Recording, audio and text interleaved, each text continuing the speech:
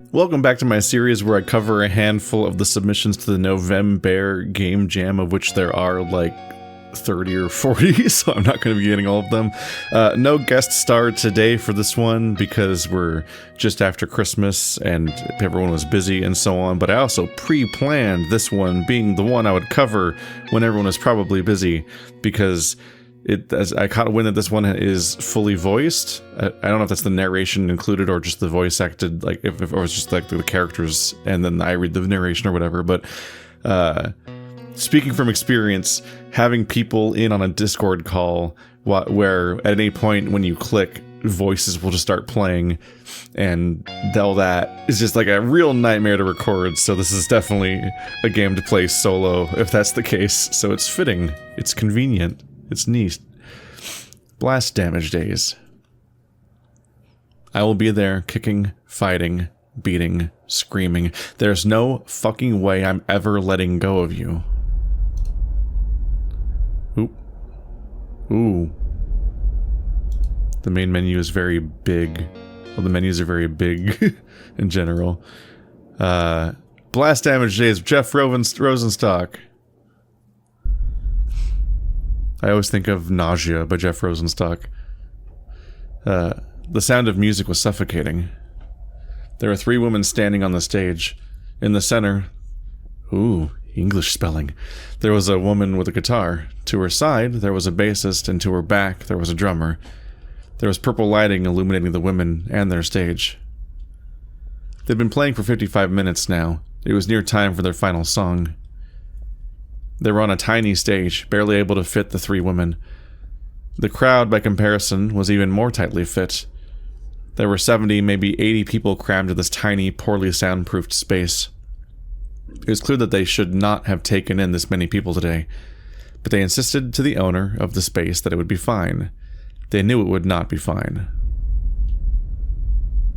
They were in a small club. They've been to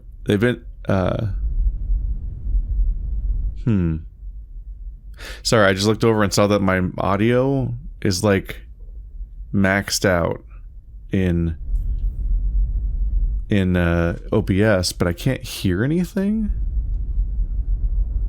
I wonder if that's just like a background. Yeah, I'm trying to get any audio. I don't hear it. I wonder if there's just like a background rumble that's like indetectable to me right now with my setup. See, they were in a small club, one they've been to numerous times. In fact, they played their first show here. The guitarist reminisced about that show. Nobody likes the opening band. People were exiting during the show. There were 3 people left by the time they finished their last track. The guitarist chuckled. At the time, it was devastating. But look at them now. She inched in closer to the mic and spoke, out of breath. Thanks for coming, everybody. She inhaled and exhaled. She looked at the crowd. Dark faces, bright eyes. They were absolutely glowing with excitement. They were waiting for her to say something. Anything. The thing is that it wouldn't even matter if she had played the wrong chord or sang the wrong lyrics. They would eat it up like garbage. No matter how many times she slept with one of them, it wouldn't change anything. She hated that. The lights changed into a red hue. She stared directly in front of her. Grasping the microphone, she spoke. To our last show. Silence. Nobody was cheering anymore. Even her bandmates were staring at her in confusion. She continued speaking. After the show, the band is done. We're done. She sighed. There was a tidal wave of relief, which washed over her. She looked at their faces now. People whispering to one another. Some on their phones, tweeting about whatever just happened, but mostly people looking at her, dumbfounded. The silence felt amazing. A momentary lapse of respite. She spoke into the microphone one last time. So let's kill this shit. Then she backed up, grabbed her guitar and started singing. The other members played along to it, just as they rehearsed. but everyone on that stage knew she had really meant it. This was the end of the band as they knew it. Everyone in that crowd had come to this realization, and they all began dancing and singing along to the song. They knew this was their last chance to do so. Amidst the pile of sweat and tears and pure energy, something was forming, something primal, something climactic and final. It was the culmination of an energy long built up over the years. It was the end of an era as we knew it. And she lost herself in the music too. Chapter 1. Christina Vela woke up in her bed. It's important to note that she didn't get up for another 30 minutes after that, because she had a headache. It was a hangover, of course. She drank a lot last night, after the show, alone. She pretty much ditched her bandmates, who wanted to get some answers from her. She could not be bothered to do that, much to their misfortune. She grasped her forehead. Some cold water would help her, but she really didn't want to get up. So she did something that would arguably make her headache worse. She checked Twitter on her phone. She didn't follow a lot of people, mostly artists who drew art of animals and her other friends. Her mistake was opening the app and not immediately switching away from the For You tab because she followed members of her band and other fans. The algorithm thought it would be appropriate to show her the latest news about her own band. And the latest news was that they broke up. Her bandmates, whom she wasn't particularly close to, had spoken up. They said it was the first time they'd heard about breaking up, and they had not heard from Christine since last night. She felt bad for them. She wondered if she should have told them beforehand. She knew they wouldn't have taken it well. She was also really drunk before and even during the show. Her fans were freaking out, as expected. She didn't really care about them. Some people bemoaned the end of the band, saying that it heralded the end of an era for trans girl rock band music. She chuckled at that one. Last she remembered, Midi Bunny was still around. There were also some people saying they never really liked Blast Damage Days anyway. Good for them. She almost started typing her username in the search bar. She'd promised herself to never do that again. It's digital self-harm, Layla said. So she stopped.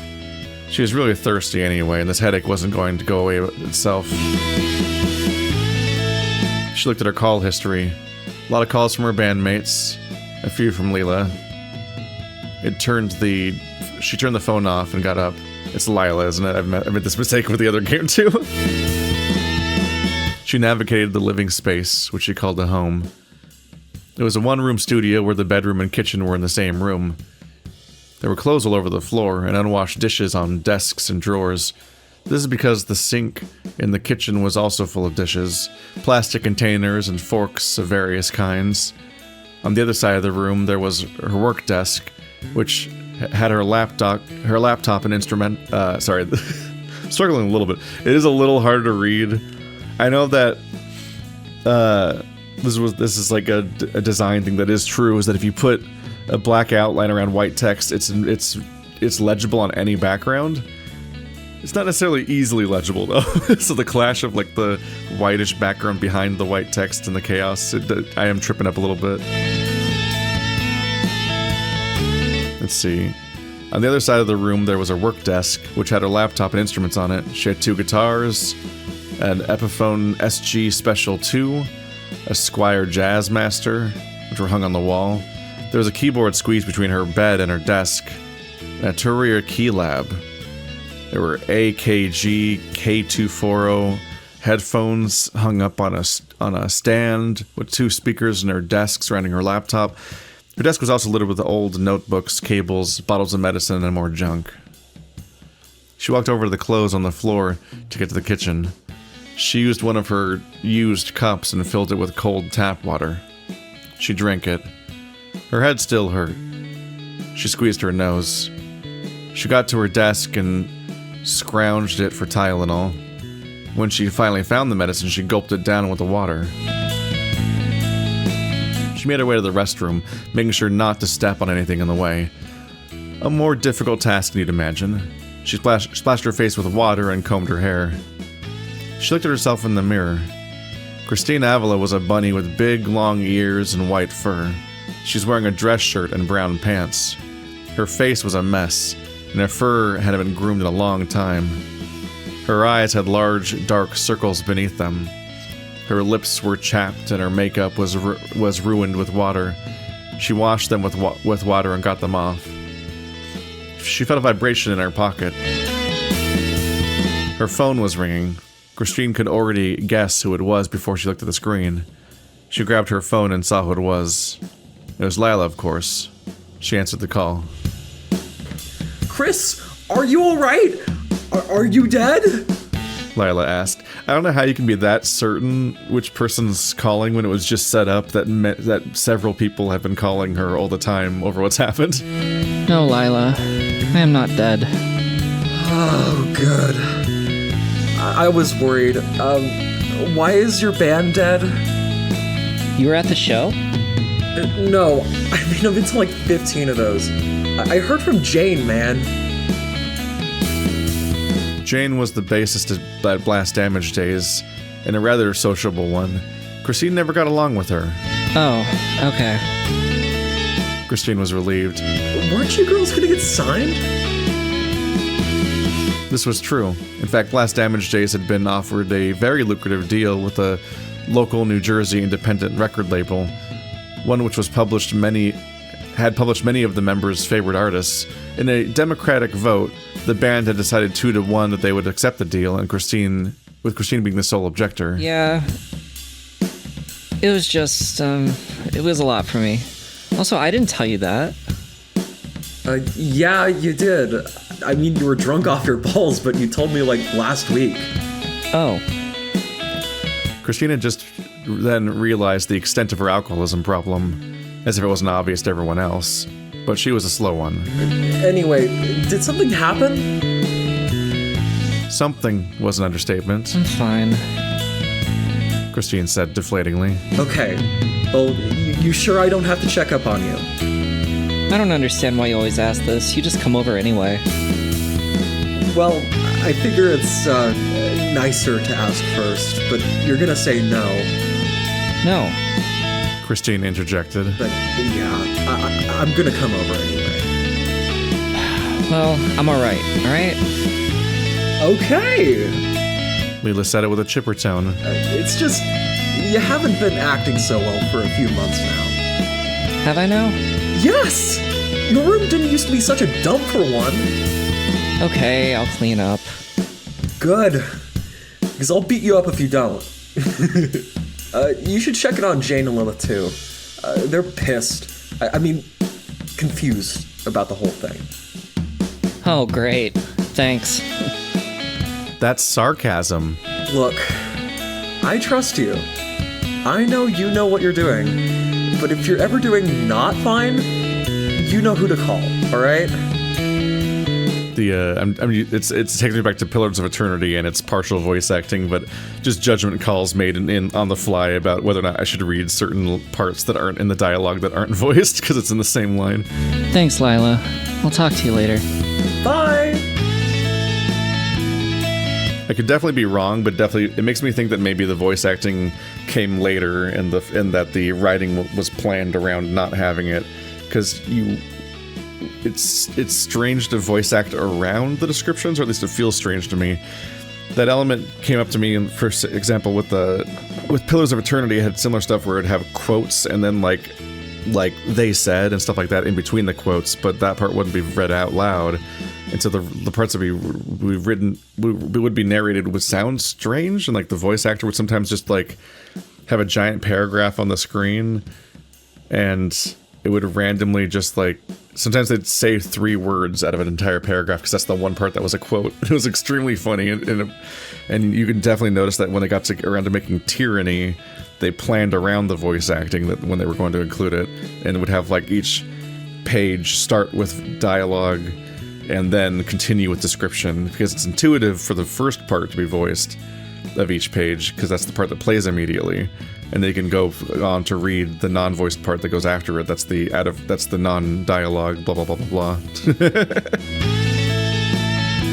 Then Christine hung up. Jane and Lilith were, of course, the bassist and drummer of Blast Damage Days, respectively. They were sure to give her a mouthful when they met up. Christine already had to dread it. To think they used to be the best friends of all time baffled her to this day. Not so much of all time anymore. She was sure, though, they would understand her eventually. They were annoying, insistent bitches. Not incessant, she thought, but they were not heartless. This was the kind of people she knew them as. Christine put on her jacket and headed outside. Chapter 2. 2 months ago, Christina Vella had a panic attack on stage. This is how that day went down. I started out in the morning like any other. Newark was a loud city, even at 8 a.m., but Christine had always been able to find a quiet place to take a morning cup of coffee. This is when she still went out for coffee every morning. She was listening to the cast recording of the musical Godspell, and she enjoyed a cup of iced latte with cream. She was reading the newspaper on her phone. It was about an arson attack at a ballot box in Pennsylvania. Election season, she scoffed. Chris! Leela called out from behind. She lived in the street, and they used to frequently meet up like this in the morning. Leela was a 6-foot-tall brown bear, maybe twice the size of Christine in width. She was quite massive compared to the 5'6" Christine, and she never missed out on a meal every day of her week. She was wearing a striped sweater underneath her jacket, and she always wore a beanie around. Hey.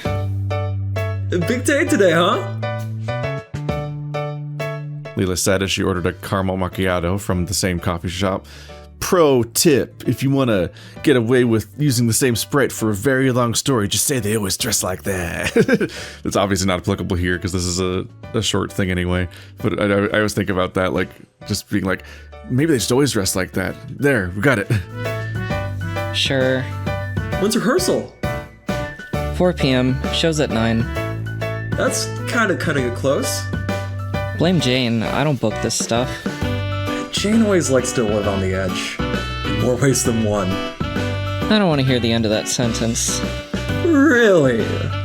Leela smiled cheekily. You don't want to hear about how I fucked all your friends except you?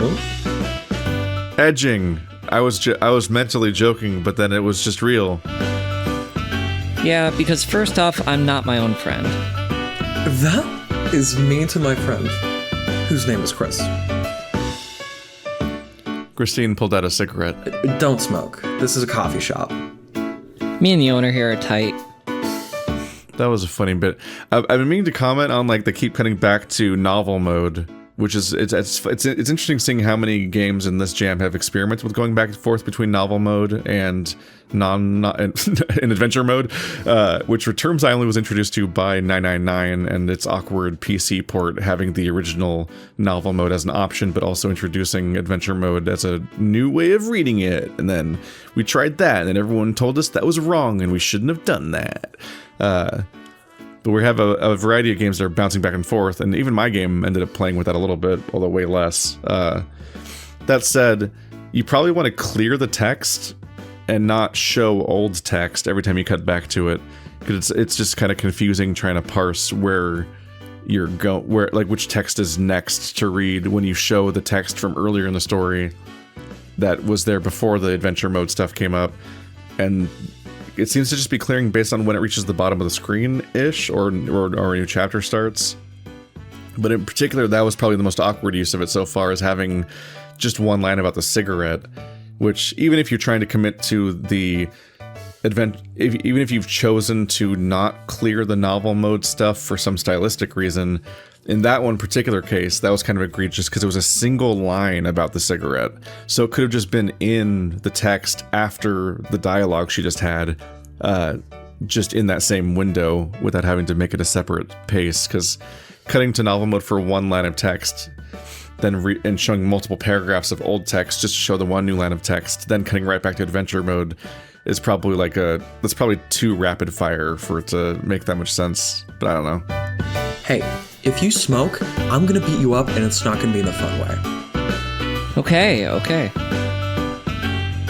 She put it back. Anyway, You see what I mean? It could have just been at the end of that last line. Kind of like how this one is. Like, this is another similar description. Christine pulled out the single earbud she had on. every fucking trans girl fucks every other fucking trans girl in their vicinity in cities like these. You think I haven't fucked Jane and Lilith? I just want one friendship where that's not a thing I have to think about. That's fair. Leela nodded. Besides, I'm asexual. Leela stood up and slammed her hands on the table, producing a large clanking sound. Some of the coffee from both their cups had spilled out. I didn't fucking know that! Well, you're not my mom. I don't have to tell you these things. When did you come to this conclusion? Yesterday. Anything happen? Christ, you're nosy. Sorry. Leela sat back down. No, nothing happened. Christine glared at Leela sideways. It's just how I feel. Maybe I used to like sex. Not anymore. Huh. Christine took a sip from her coffee. Leela pulled out some tissues from her purse and cleaned up whatever mess she had made on the table. She threw those out. Then she looked at Christine with concern in her eyes. You sure it's not because of Beth? Christine felt a pit in her stomach. Her vision began to go blurry, the sides growing darker and darker. She put the coffee cup down, just barely not spilling it. She cleared her throat. You alright, Chris? Leela asked, sensing something was wrong. Can we please not talk about that right now? She glared at Leela. Not about her. Okay, I'm really sorry. Don't worry about it. Christine stood up and stretched her arms. She had to get some fresh air. She was going insane otherwise.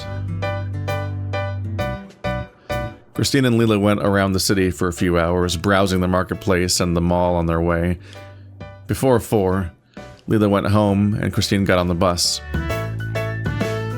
She picked a seat on the back of the bus, and someone else came sitting down next to her.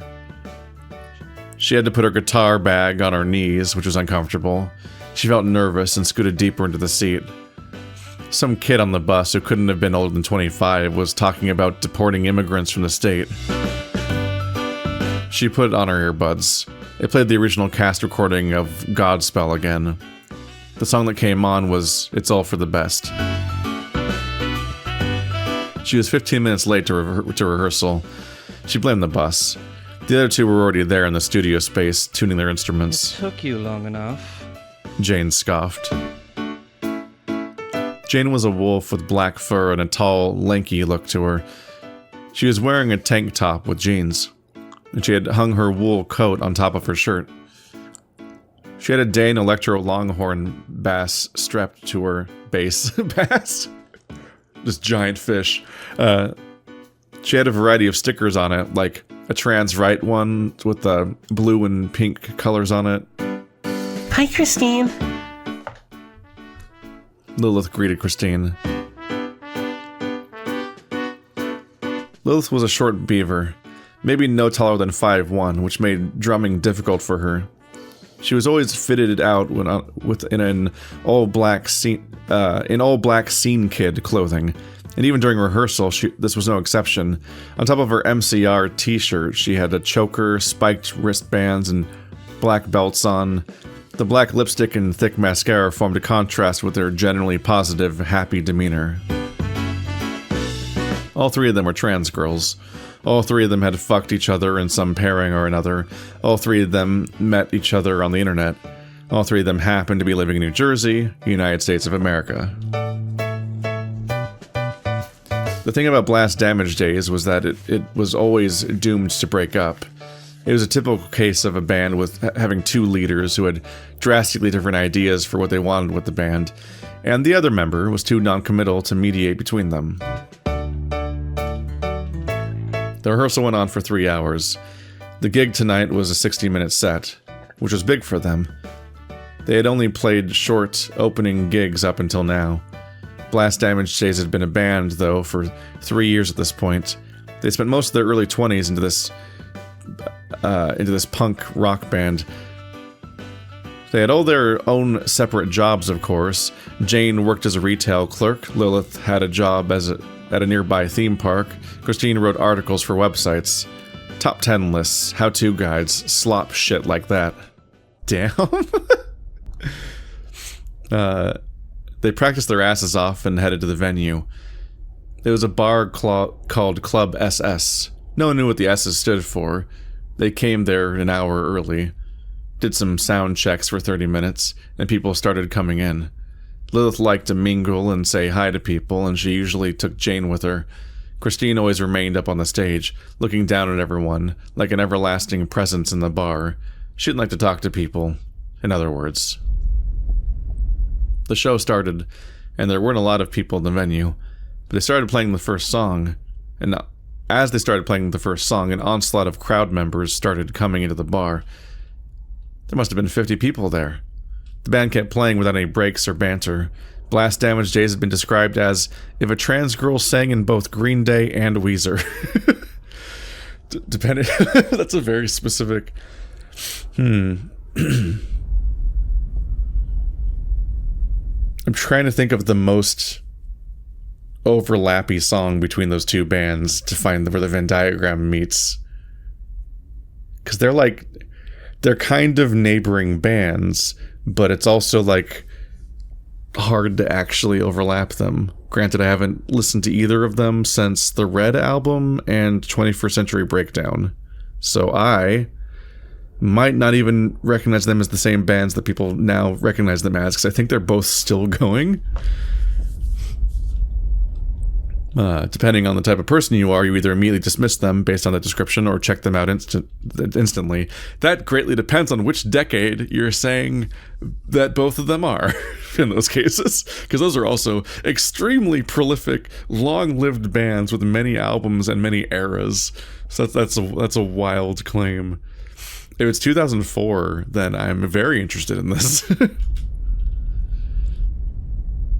Christine Avila sang her heart out onto the stage, trying to forget the memories associated with those songs, but forgetting it is never as easy as it seems.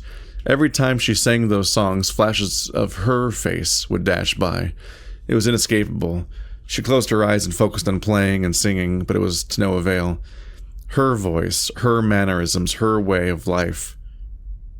Those were put into these songs. How could she expect to outrun them when she had put them into her own songs? So as an aside, we have, I believe, clarified at this point that we went back in time. When she woke up in her bedroom, that was after the band broke up, but this chapter is before the band broke up, which is why they're, obviously going and practicing with the band. The distinction being that at one point I was going to comment, I'm like, oh, she's making huge choices and huge, identity declarations all at once, which is interesting, specifically, quitting the band and coming out as Ace all in, 24 hours and so on. That means that, she's going through a lot on the inside. But I think she came out as Ace the morning of this practice, or the day before this practice or something, is when she came to the conclusion, at least, which, since we're still in the band, means it's not the same day as the band breaking up. So that was just me being on the wrong entire page. Beth Medallion was an everlasting presence in her life. After the song was over, she collapsed on her knees. Her vision began to go awry. Her fingers were shaking. She couldn't play anything anymore. She felt like she was going to throw up. She couldn't really see properly anymore. It was just blots of darkness now. She began hyperventilating. She panicked and panicked and panicked. She didn't want to mess this up. She wanted to be a good leader for the band. She tried to be a good girlfriend. She really did. What more or else could she have done? She spiraled and spiraled. She looked at the crowd. Despite her vision, she could hear everyone cheering. They didn't even know what was going on. Chapter 3. Back to the present. Yep, that makes that clear.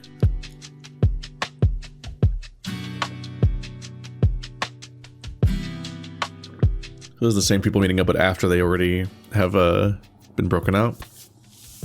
They decided to have a meeting at the usual coffee shop. This was later in the day, after the show. the show where Christine announced their breakup. Leela offered to be there as a mediator, but Lilith said she'd handle it.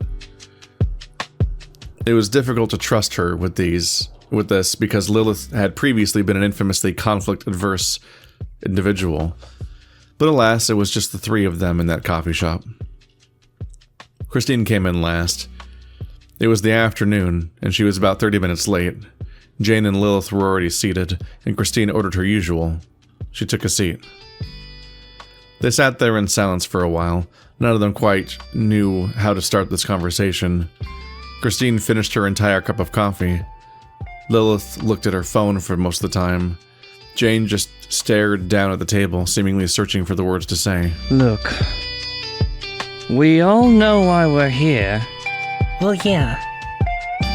So why hasn't anyone said anything for 30 minutes? Has it been 30 minutes?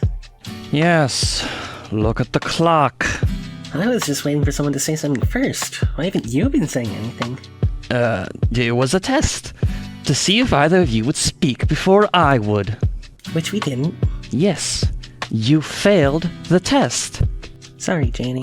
Don't call me that. Jane took a sip from her coffee. It was lukewarm. Christine! They both said at the same time. Yeah? You do realize we're here to listen to you speak, yes? Jane asked a rhetorical question. You are supposed to give us something here. I don't know what to give you. I think she means we need something to catch on to. I don't know what you two could catch on to. That's not what either of us mean. Shh, Janie. Yeah, sorry. Christine nervously looked around. A few people in the cafe, whoa, this font does not like that letter. I've been there before, exporting Patreon credits, and then like a random person's name is just like, does not make it through the process. She looked at two of her former best friends again. Jane visibly looked angry, and she was giving her a long glare. Lilith was just looking at her with concern in her eyes. Christine sighed. She closed her eyes and spoke up. You guys remember our first solo gig? In the SS? Yeah. Well, I don't know if you noticed, but that day I was having a panic attack after the first song. Oh. Jane and Lilith went silent. I couldn't breathe, I couldn't play, I couldn't sing. I was terrified. There was all these thoughts in my head, like, ugh, God, there were so many people. Even last night, that was so many people. And I froze up, man. Yeah, I got through the rest of the songs that night, but I can't even remember what happened. It's like that night is a blur in my memory. It's just gone. My memory has been getting worse. Christine took a breath. That's when I first thought I wanted to quit doing this. Then the label deal came, and everything felt so overwhelming. Christine stared down. Jane and Lilith were in silence for a short while before Jane spoke up. You're telling me I wasted 3 years of hard work down the drain because of a mental health episode? That's a little unfair, don't you think, Janie? It was worth noting that Lilith had never confronted Jane like that before. She seriously felt that Jane went out of line. I'm being blunt here. The band wasn't just yours, you know. We put years of our lives into it. We sacrificed a lot to get to that point. I'm sorry, I don't know what to say. Christine couldn't look at them in the eye. I just can't do it anymore. Not like this. Jane sighed. She scratched her head. You don't see any therapists. No, but I should. You've been taking your E, yeah? Yeah, it's getting tough, but I've been managing to afford that. Jane struggled to look Christine in the eye, but that didn't speak to her dishonesty. That was just the type of wolf she was. Ugh, this sucks. This fucking sucks. Too loud, Janie. Fuck. I can't believe I'm saying this, but... Jane and Christine finally met eyes. Jane's cheeks blushed slightly. I'm here for you, darling. Even if I think the whole thing is shitty, I'm still your friend. We're here, Christine. You can always talk to us. Christine looked at the two of them with dumbfounded expression. You aren't mad that we broke up? I mean, yeah, I was a bit angry. I was bitter. I felt like success was right on our doorsteps. We never saw eye to eye on this, but I want to make it in the scene. In music, no matter what it takes. So, that's why me and Lilith, we're gonna keep doing music together. It might take a while to get to this point again, but we want to try. We want to keep doing this. Oh, by the way, me and Jane are dating. Ugh, Lilith. What? I thought that was part of the whole deal. We were gonna tell her 2 things. Yeah, but... Well, I knew. You knew? Both of them yelled at the same time. Volume, girls. Since when? I don't know, like forever ago. Yeah, I guess it is obvious, huh? Ugh. Well, I guess this is it. In a number of ways. But they say every ending is a new beginning. Who said that? I'll beat the fuck out of them. Me, Lilith Moon. Okay, then I'll do it later. Yay! Christine watched the two banter and started laughing uproariously. What's wrong with you? That's creepy. I'm just really glad. Christine wiped the tears off her eyes. I thought you guys were pissed off at me. Well, for the record, I was. She was. But like, I don't know, darling. You're my friend. I knew you had a good reason. I don't know the full deal behind what you're dealing with, but I do know there's nothing I can force you to do. Thanks, Jane. Christine smiled at her. You're a really good friend. Tell me that at our wedding. We're getting married? Lilith seemed uncharacteristically flustered. Well, I don't see why not. I've known you for 5 years. You're proposing to me at a cafe? Yeah, sure, wife. Now go make me a sandwich. I am going to fucking kill you. Oh, that actually sounds scary when it's you, Lilith. So, the three of them made up. And they had a great time. Later that night, they went to a bar to get drunk and have fun. They had a feeling they wouldn't be having occasions like that together frequently anymore. Christine got drunk and took the bus back home at midnight. Secretly, she was happy for a reason she didn't tell anybody. She was happy that she didn't have to talk about Beth Medallion. Unbeknownst to her, both Jane and Lilith knew that was the source of Christine's trauma, but they didn't want to bring her up for Christine's sake. And so, this uneasy truce between the three girls was able to be maintained by a sliver of goodwill. Chapter 4. Christine Avila hated parties. Same. Yet she was at one right now. She was at a party, populated by other trans women, non-binary she-hers, trans-masks who had been out for a year at minimum, and a token set of gender non-conforming cis allies. They were blaring some sort of newest trendy hyper-pop artist whose name was lost on Christine. Something Deers. I don't think she's even a deer. She realized about 45 minutes into having stepped into this house party that there was actually a DJ playing all of this stuff. She even knew the guy too. His name was Fuyusaki, and he was a mouse from Osaka, Japan. There was a house party. This was a house party whose membership primarily consisted of musicians, so it was no surprise that there was a dedicated DJ. The party was conducted by a man named Kiss, a well-known gig and event organizer. He was the dog with the gray fur and the suit and ties, who was often in the center of attention. Christine had met Kiss a long time years ago, back when they were a much smaller indie band. Kiss was not a fool. He knew Blast Damage Days had just broken up, and that if Christine, Jane, and Lilith were here at the party, they would become the talk of the party. Christine owed Kiss much of her tenure in the band, so she decided to go. Oh yeah, and Jane and Lilith were there too. They loved parties. Jane was unexpectedly always a big party girl. Christine looked around and found the main attraction of the party. They were Inksy and Emma, probably the biggest celebrities there. They were a well-known indie pop duo in the Manhattan area. Inksy used to be known for her solo music, and her insane stage antics. They were kind of like black dresses if they never broke up.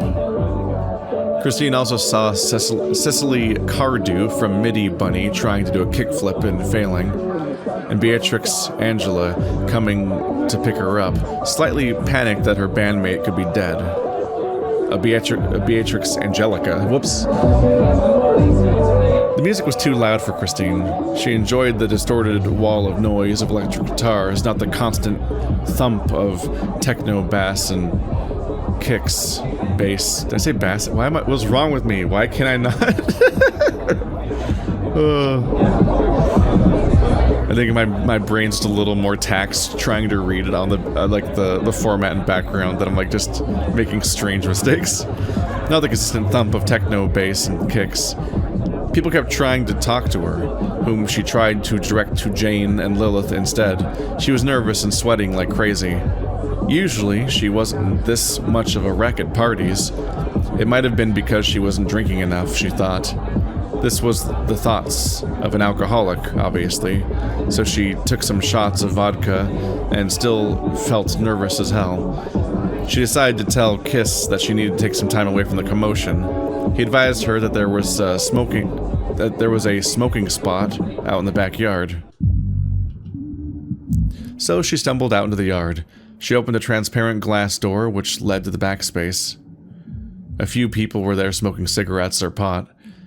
They were sitting down on the grass or sitting near the wooden doorway. Well, there was only one person near the door. She decided to sit down nearby there as well. She pulled out a cigarette and lit it up with a lighter. She took a puff of it and breathed out the smoke. Hey, thanks for that. The girl next to her told her that. She looked at the girl. The girl was a calico cat dressed in colorful scene clothing. She had a blue collar on. What? Christine looked at the cat with confusion. I like the smell of smoke. Thanks for doing that. Then the girl took a puff of that smoke. Christine was extremely confused. Want one? Christine showed her the packet of cigarettes. Oh, no, I don't smoke. Why not? Why not? That stuff kills you, man. I'm here to do weed. Then she grabbed a blunt from her pocket, and she took a smoke from it. Is that different? Oh, yeah, way different. She lets out a puff. Nicotine makes you, flinch in comparison. I haven't really tried it. Really? That's a first for a kiss comer. Kiss cum what? That's what I call everyone at Kiss's parties. See, kiss kind of sounds like piss and... Oh, damn it. Look, I know it sounds dumb, but I've never really had to explain it to somebody else. You don't have any friends, do you? Yeah, and clearly you don't either, since you came out here for a smoke break in the thick of the night. I have friends. Christine looked down. I think I do. That's the kind of answer you really don't want for that question. I'm in a famous rock band. Oh, really? Name 5 songs. Okay, I used to be in a rock band. They kick you out? I think I kicked everyone else out. It was my band. Cool. Wanna make out? What?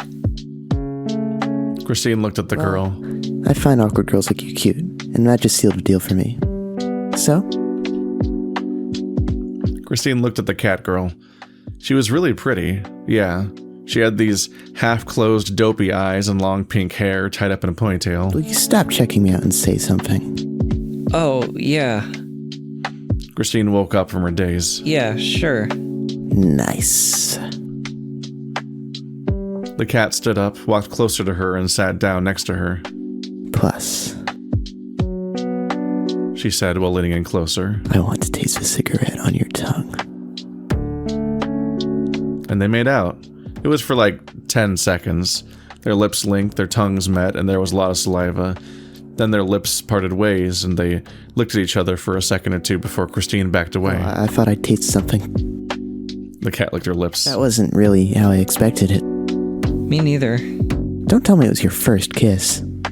No, but I haven't kissed anybody in, God, a year? Because the last time was with Beth Medallion. So she stopped trying to think about this. Well, congrats, City Slicker. Slicker? I call everyone that. I'm from the rural trenches of North Carolina. And how long have you been living here? The cat thought for a second. 12 years? I think that's longer than how long I've been here. You're not from around here either. Well, here. I'm from Orange County, New York. Lol. Not much of a City Slicker then, I apologize. The girl took another hit from her blunt. It had mugwort in it. Christine didn't know that. Well, I'm glad you liked it. Oh. Yeah, thanks. Off I go then. I'm about to hit the dance floor. She stood up and looked down at Christine. Christine looked up at this girl. Under most circumstances, she would simply reply with nothing, and they would go their separate ways. Christine thought about that and felt a tug at her heartstrings. She felt her heart pounding. Heard it, actually. It was like, wow, she felt like she was in high school again or something. She felt like talking to her crush on the prom day, who was a taller hyena from senior year. Her heart pounding, not being sure what to say, fumbling the chance of her lifetime, stuff like that. And she looked up at this calico cat, this girl who she didn't know the name of, and she saw that this opportunity wasn't just her cringing at her past at 4 a.m. in her bed, but a real person she could still talk to. In other words, she hadn't fumbled this bag yet. Hey, I think you're pretty. What's your name? The calico cat laughed out loud, and Christine wasn't sure if she had said something wrong. Then the girl grabbed her hand. It's, Adelaide. Come on, come with. That's how Christine Avila and Adelaide Avalanche met. Adelaide Avalanche. What a name. Oh my god. Like an SSX character. Don't test me on that. I don't actually remember how if they had a naming scheme in that game. Leela's voice could be heard from the other end of the phone speaker. Yeah. Who is it? I met her at Kiss's party. You know the dog? Oh yeah, he's hot. Her name's Ada. Adelaide. She's really cool. Well, if you're calling her cool, she must be spectacular. Well, I think she's nice. What's she like? She's a Latina cat who smokes weed. She's cool and pretty. I don't know a lot besides that. Huh. I guess you always liked the stoner ones. Have I? Well, introduce me to her sometime. I will. I gotta hang up. See you, Chris. Christine hung up the phone and put it back in her pocket. She was supposed to meet Adelaide about 20 minutes from now. For once in her life, she decided to come early to a meeting. Jesus, is she 16 years old again or something? She thought to herself. That was way too early, even for being safe. Christine looked around the city square. They decided to meet at 7 p.m. after Adelaide's shift. She worked at the nearby vape store in the city streets. She adamantly insisted that she did not vape. Adelaide also preferred the nighttime. Christine personally liked to stay at home unless there was band rehearsals or any arrangements with friends.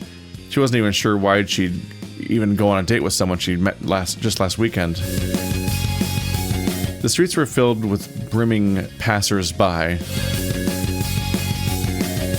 Brimming passers-by. I'm ready for filled to the brim, but I'm not ready for filled with brimming.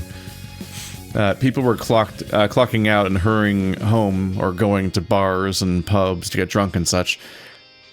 That seemed like an attractive idea to Christine. But surprisingly, she stayed sober the whole day. She wondered why she did that, when she typically took out a can of beer the first thing in the morning. She had pretty high alcohol tolerance too. She supposed that she didn't want to seem like a drunk on her new date. The fact that she cared at all spoke volumes to what Adelaide already meant for her. Hey, Adelaide approached Christine from the side. She was dressed in the same attire she wore at the party, which Christine would later learn was her favorite outfit. Hi. So, what you want to do, all ears? Christine already noticed the nickname. Typically, she would stop someone from calling her that, but she didn't do that this time. I don't know. How about we hit the mall then?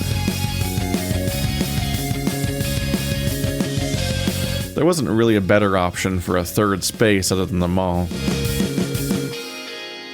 And there was the Galleria Mall next to the Target chain nearby, within walking distance. So, aren't you a fun one?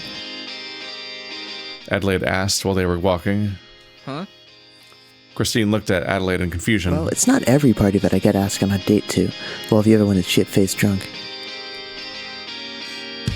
Christine frowned and closed her eyes. She remembered why she hadn't drank today. She remembered the fact that she had asked Adelaide out on a date, but her memory was blank besides that, after the dance. Her memory had always been bad lately. Don't worry, you're my type. Really? Yeah, I think you're hot. Why, is that really shocking? No, people call me hot all the time. Christine shook her head. I just thought you'd have better taste, I guess. My taste is exquisite, you silly, and this is proof of that. The two stepped into Target, which they needed to pass through before they could reach the mall. They walked across the pristine porcelain white You floorboards. typically come to the mall? Christine actually asked a question. This was quite a big deal for her. She normally did not take interest in people. Adelaide thought for a moment. Coming to the mall by yourself is kind of boring and sad. So, not often? Not much. That's surprising, too. I'm just full of surprises, aren't I? I just thought you'd have a lot more friends than that. I don't like hanging out with people. Unless they're God, I guess. Why not? I took you for the type to know what that's like. Yeah, I suppose. Adelaide didn't reply with anything for a while, then said this. It's weird, but being with other trans people makes me feel a bit dumb in comparison. What do you call it? I guess it's imposter syndrome. Yeah, Christine nodded. me too. Makes me feel alienated from them. I know, right?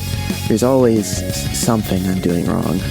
It's not like they point it out or anything, it's just the feeling you get. Yeah. They reached the mall section of the building. Adelaide suggested that they go to Hot Topic, which she hadn't been to in a while. Christine didn't have any intention of actually spending money there, but Adelaide assured her that she was just there to look around. They stepped into the store, and a white cat girl dressed in all black clothing greeted them. It seemed like Adelaide actually knew the girl. They struck up a conversation for a minute. Christine went deeper into the store and looked at the band t-shirts they had. She used to buy so many of these. Green Day, Blink, MCR, you name it. In hindsight, the sheer consumerism of the practice made her gag in response. She went to the opposite aisle, which had a variety of t-shirts with cringy text written on them. These were half the price of the band t-shirts, which was amusing to Christine. Among them, there was a shirt that caught her attention. There was a sketchy painting of a rose on it in a red color. Should look cool. Oh, this one. Adelaide snuck up from behind and commented on as such.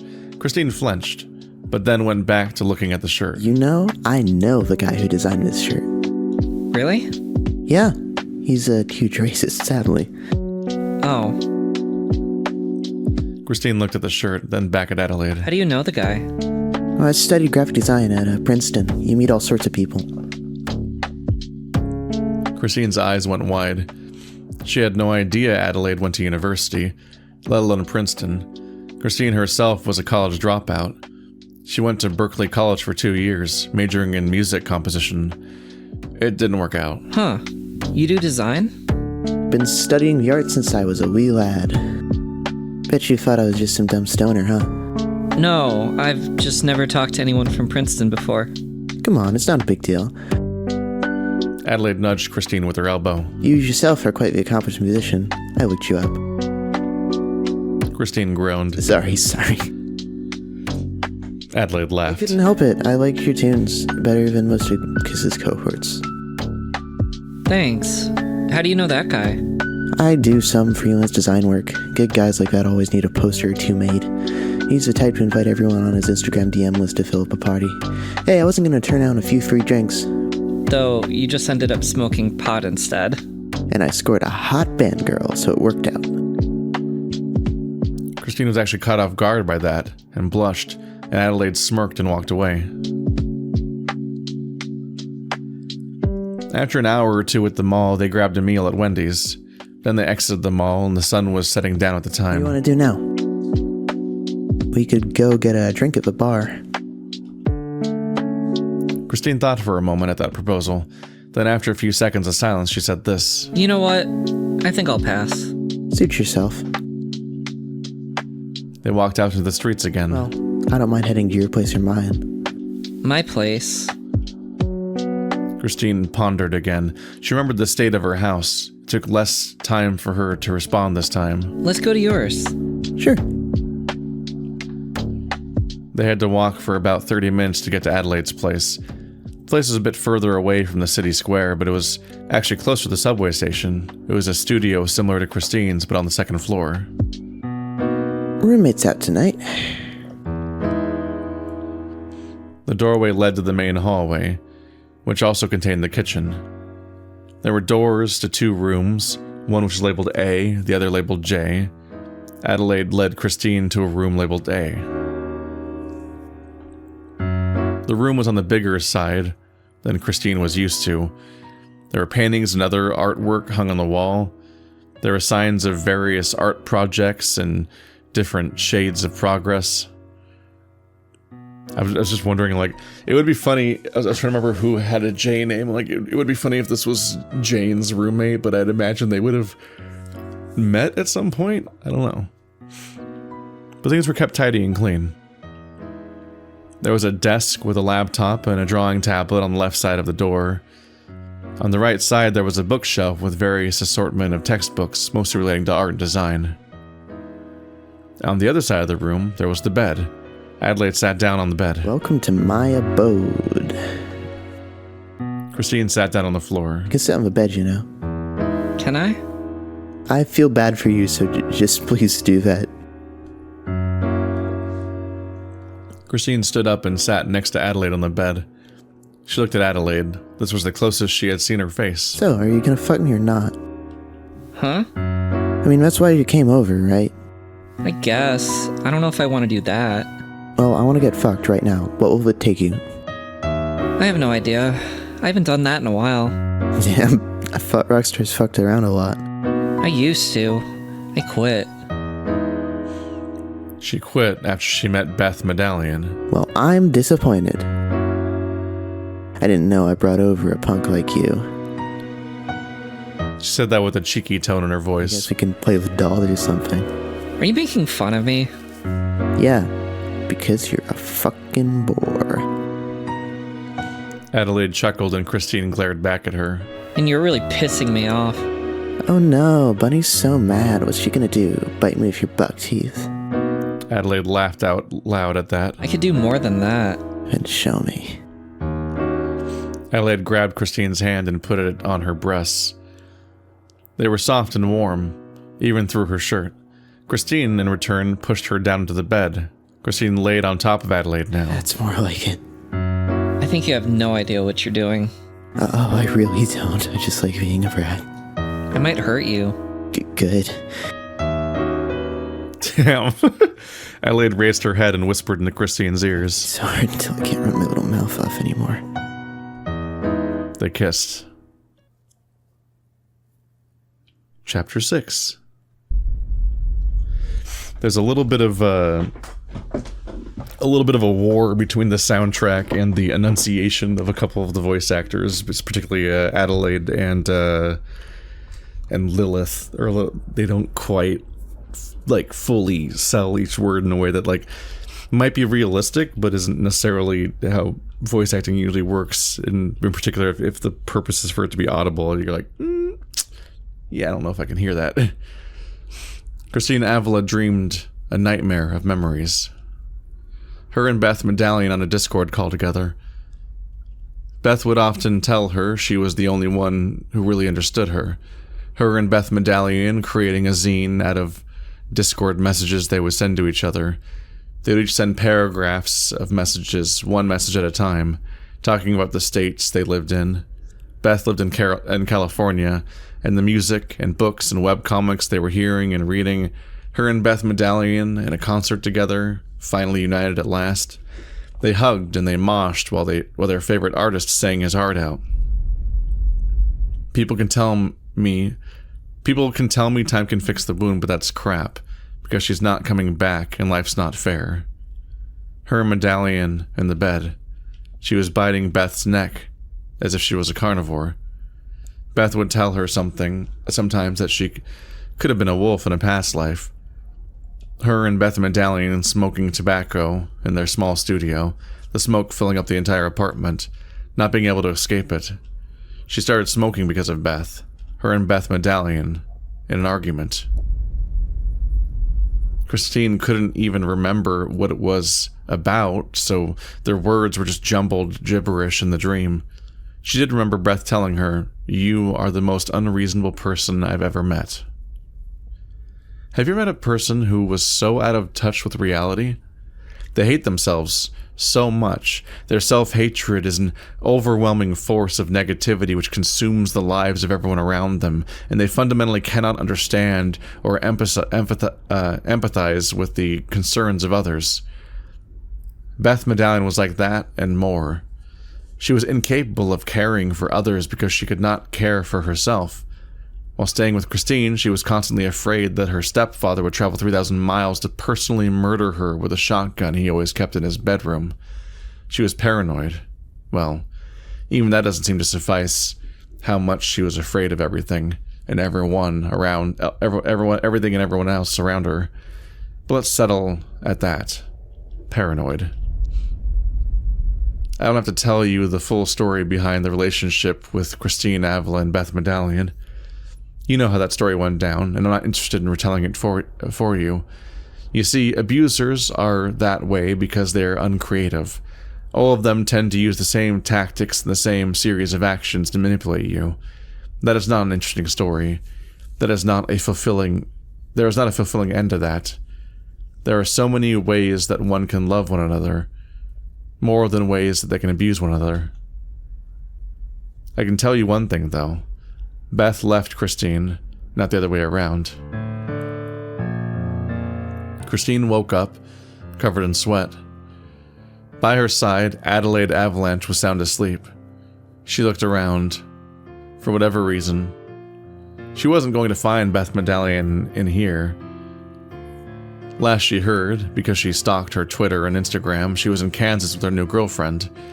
Even so, her shadow loomed. She looked around the dark apartment, breathing in and out harshly. The thing about abuse is this. It's not good for stories. There's no good ending to it. You never truly get over it. It's not something that the power of love and friendship can fully dissolve away. Love and friendship helps, yes, it even heals, but the scars, they never go away. You just have to live with them, and you need to bear them.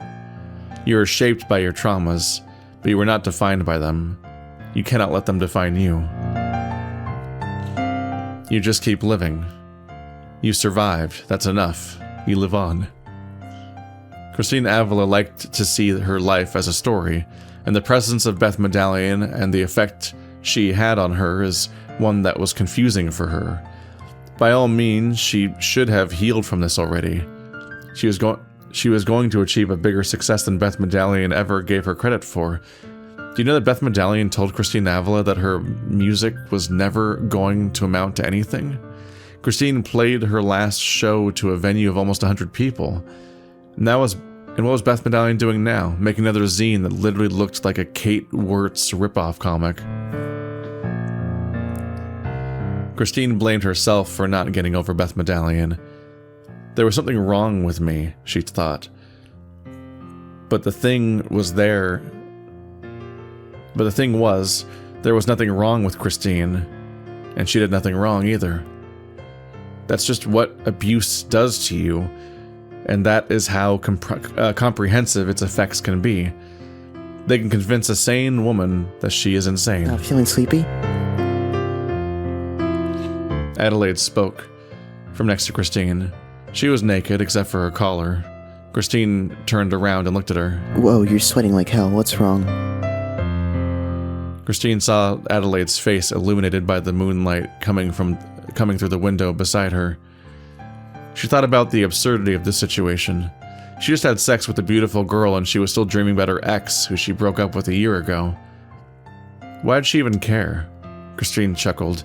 Adelaide tilted her head in confusion. How old are you? 20. Oh, Christine sighed in relief.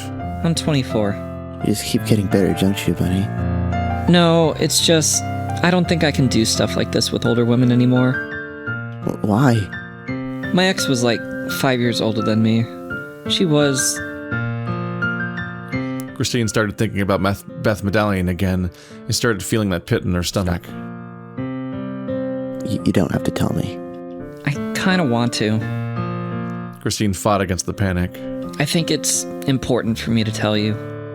Only if you want to, but know that you can stop at any time. You're surprisingly mature at times like this, aren't you, Adelaide? I got it from my mother. Christine took a deep breath. Adelaide reached out both of her arms, signaling at her to lie down next to her. She did, and she lied down in Adelaide's embrace. My ex's name was Beth. I called her Bethy. We met in an online forum. We made comics and zines together. I loved her, a lot. But she wasn't good to me. She ignored almost every input I'd ever give. She sort of seemed to scoff at the very idea of me composing music. But I was in love with her and her art. That made me put up with a lot more than I should have, in retrospect.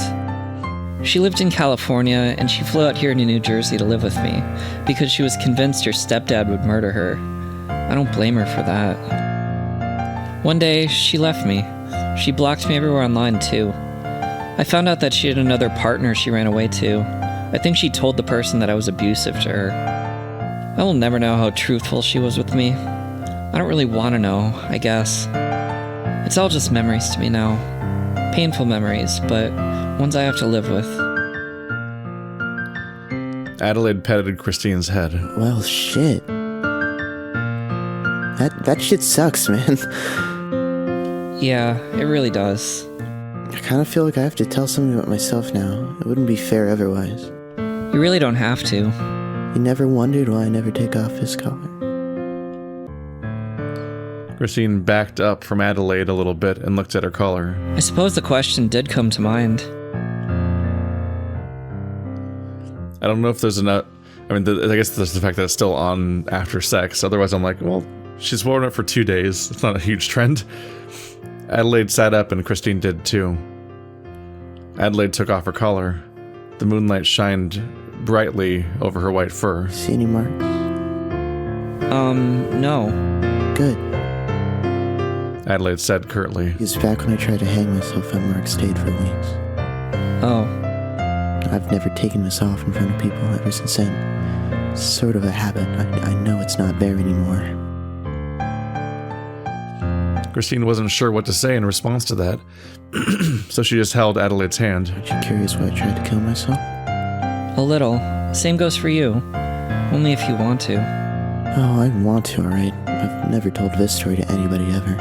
Really now? It's a fun one, actually.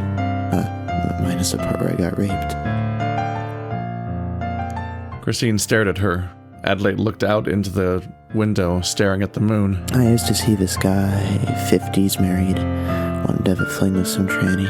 I guess it was nothing more than that. First few times went well, the thrill of it, you know. I was 18 and I was dumb, but man, was it exciting. Yeah? One day I came over. He grabbed me and shoved me around, stripped me naked. I guess I was like, ooh, daring today, aren't we? That didn't last long. Put it in without lube. I said, stop that. And I did the safe word. It was 3 taps. Didn't give a shit. Went home after that. I should have gone to the hospital. I'm sorry. Save me your pity. I didn't tell you because I wanted pity. I told you because you understand, I think. Understand what? You understand the scar that I have. It's not like we went through the literal same thing. You've got your scar and I've got mine. And that's why you understand. You get it, don't you? Maybe. It's like... She scratched her head. We're trans girls, and people like to think that makes us all the same kind of animal. And that can be true, but it's not all. I can barely relate to any girls my age. This shared pain we have, though, that is actually real. Beyond all the superficial shit or the trans experience or whatever. And hurt people like us, we need each other. 'Cause, yeah, that's what I mean. Oh, I think I get it. You get it? Christine took a moment to collect her thoughts. I'm not good at speaking as you are. I like writing. If I could write a song about this, I think I would. But since I can't right now, I'm trying to figure out what's the best thing to say in response. Basically, Christine blushed and looked away. I think I love you. I love you too. Sorry, I'm never sure about these things. You don't have to be sure, silly. Adelaide touched Christine's face. She kissed her. You just have to know it.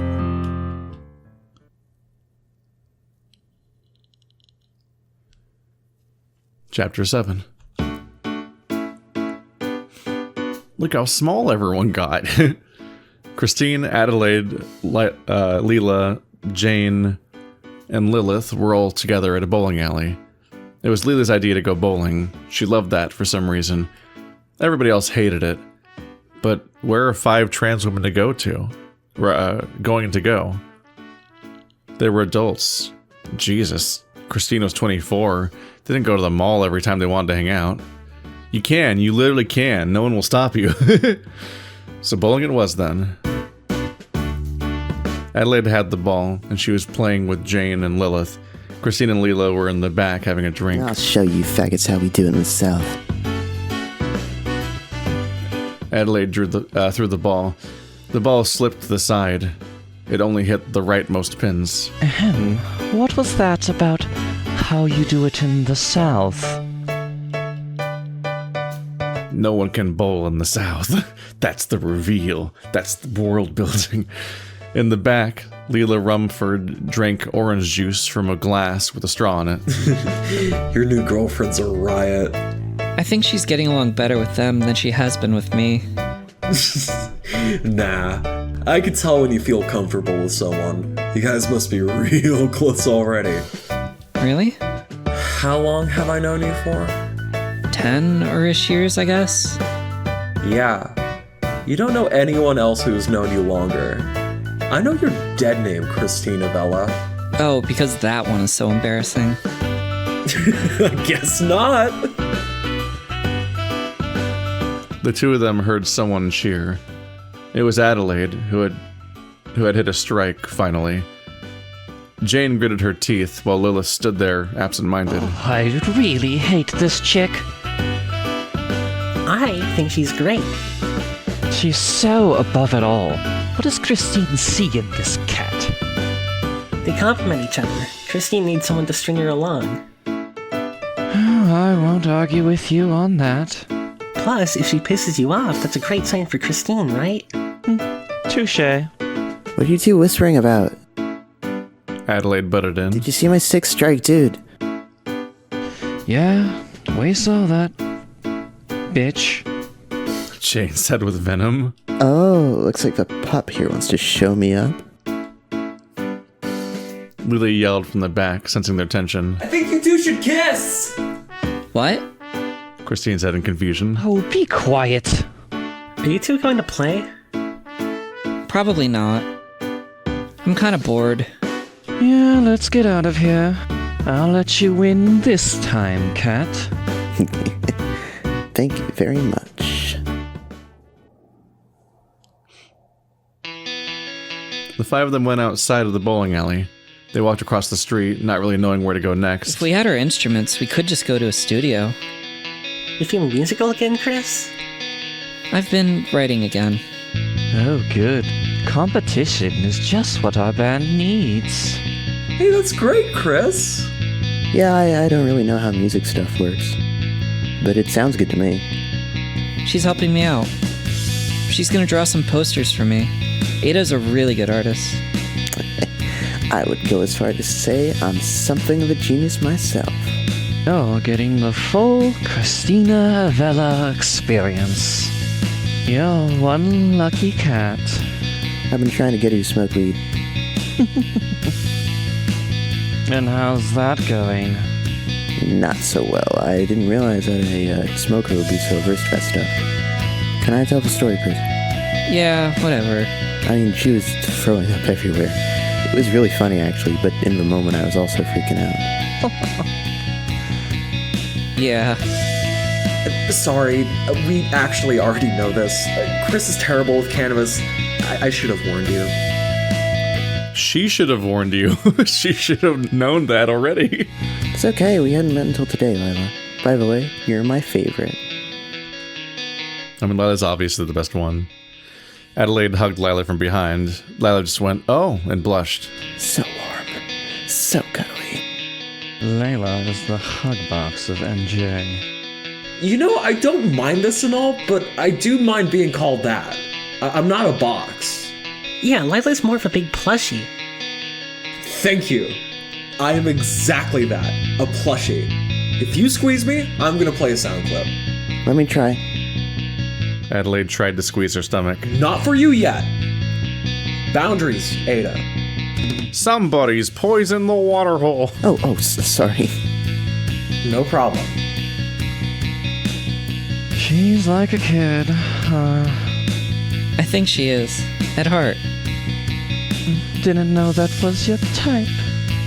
I'll kill you. You've tried numerous times before. What will change now? Good point. Naturally, Adelaide, Leela, and Lilith formed a trio, chatting about whatever struck their fancy. Christine and Jay stayed in the back.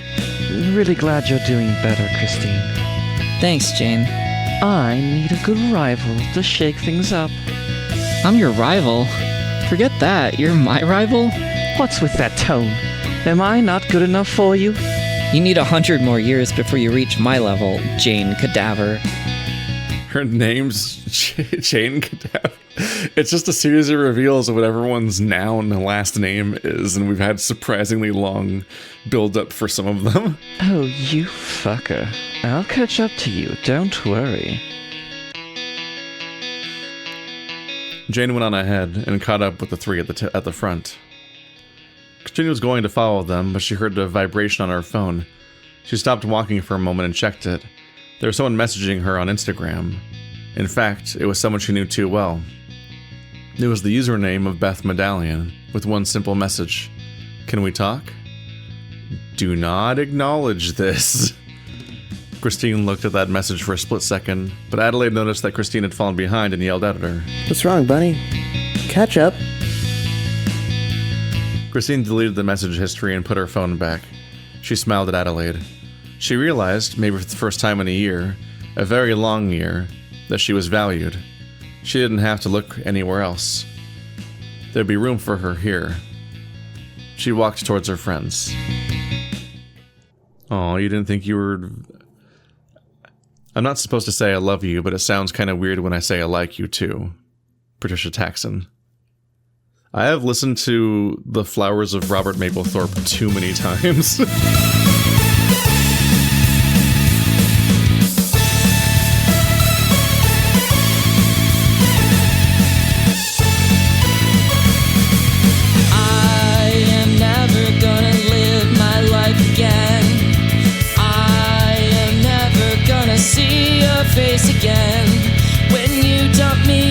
Of December, I heard you sing a song.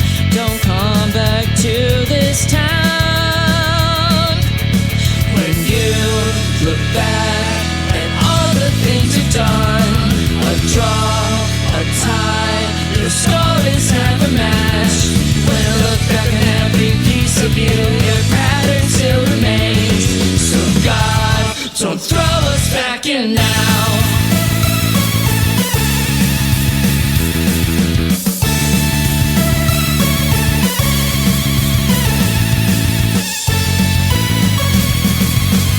My friends are there to check on me. Without them, I'd feel so incomplete. I'll put up with all the little games you play on me. So don't you ever say it's been the same. When you look back at all the things we've done, a draw, a tie, your score is never matched. When I look back on every piece of you, your pattern still remains. So God, don't throw us back in now.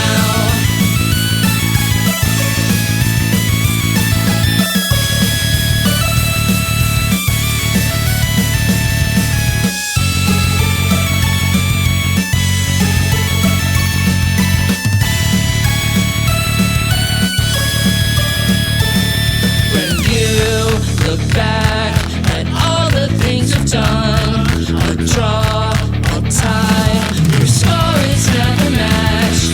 When I look back at every piece of you, your pattern still remains. So God, don't throw us back in now.